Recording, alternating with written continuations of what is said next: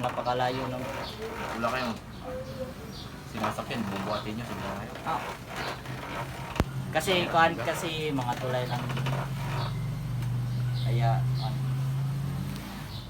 that's why I have this. Yung kuya ko yung masyado nagbubuhat ni natin. Niwang mo, man, sa kana. Niwang mo, di kay kulang tawon. Kung lagi na, kani may dako raman ako, kana. Except na nindiri, oh. Pag Nakita mo ko dati, sobrang pet ko kaya. Oo, no? Nakita mo? Wala. Grade 7 ang pet ko. Parang palansay.